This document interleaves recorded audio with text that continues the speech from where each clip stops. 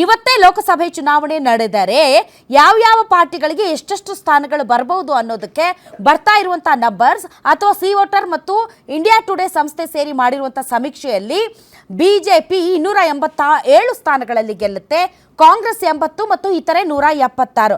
ಅದೇ ಇದನ್ನ ಮೈತ್ರಿಕೂಟದ ಲೆಕ್ಕಾಚಾರದಲ್ಲಿ ನೋಡೋದಾದರೆ, ಒಕ್ಕೂಟದ ಲೆಕ್ಕಾಚಾರದಲ್ಲಿ ನೋಡೋದಾದರೆ ಎನ್ಡಿಎ ಮೈತ್ರಿಕೂಟಕ್ಕೆ 352, ಇಂಡಿಯಾ ಮೈತ್ರಿಕೂಟಕ್ಕೆ 182 ಮತ್ತು ಇತರೆ 9.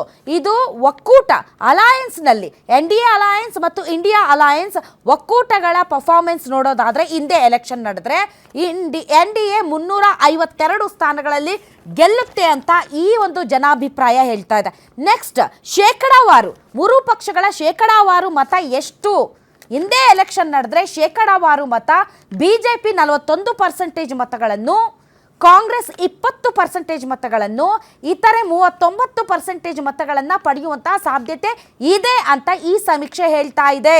ಇದು ಶೇಕಡಾವಾರು ಮತವಾದ.